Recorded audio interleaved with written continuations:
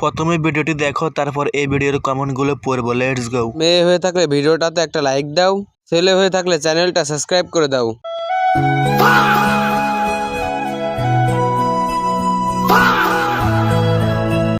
तो चलिए शुरू करते हैं। আমাকে একটু লাইটটা জ্বালাতে দেবেন প্লিজ। আমাকে এনে দে এটা। দিব বাবু, কান্না করিও না। আমি বুঝলাম না, এদের গাঁজা দেয় কে?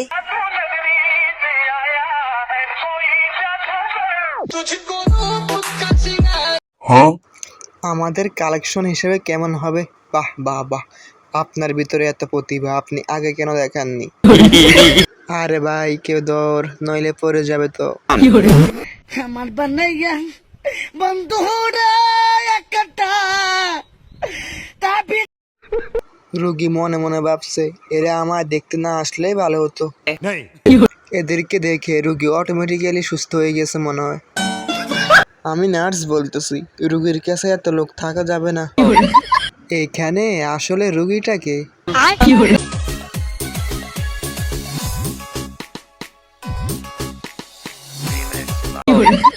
সমস্যা নাই, জামাই স্পেনে থাকে, আর বেশি বয়স হয় নাই, মাত্র 29 বছর। জামাইয়ের চেহারা দেখে হাসতে গিয়ে আবার নিজের চেহারার দিকে তাকিয়ে দেখলাম আমার থেকে ভালো আছে। একটা কাঁচের প্লেটে জুটলো না জামাইয়ের জন্য।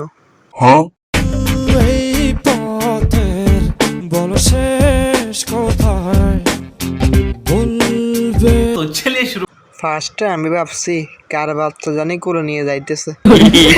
কি হবে একটু পরে? डुप्लीकेट। কি সুন্দর বাচ্চা, তার আব্বুর কোলে ঘুমাইতেছে।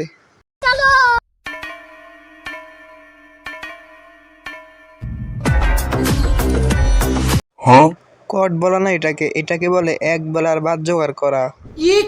চাল কেনার টাকা হয়েছে আজকে।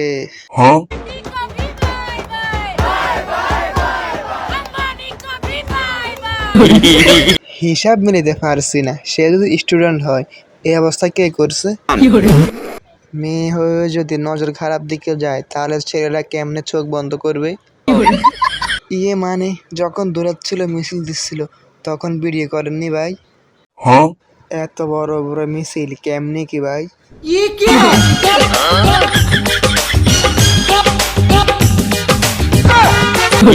तो चलिए शुरू करते हैं।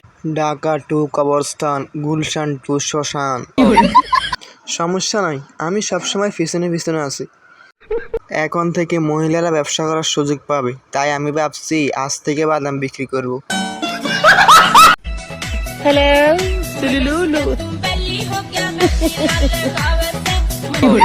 ভাই ক্যামেরাম্যান কি বেঁচে আছে? বেঁচে থাকবে না কেন? ওর আগে এক ডোজ খেয়ে আসে।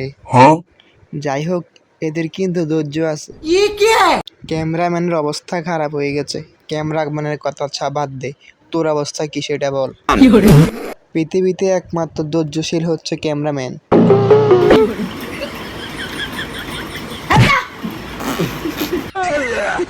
দাদি এক ঘুষিতে ছেলেটার হার্টবিট বন্ধ করে দিছে। ছেলেদের কি অবহেলা, বুড়া নানিয়া পাত্তা দেয় না।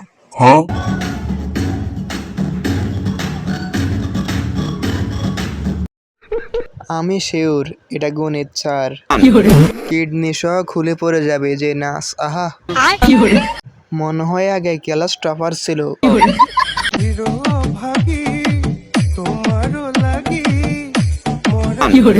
तो चलिए शुरू करते हैं। মায়াবতী তো আর এমনি এমনি ছেড়ে যায়নি। চোখের সামনে ছেলেটা পাগল হয়ে যাচ্ছে। পাগল হবে কি, সে তো এমনি পাগল।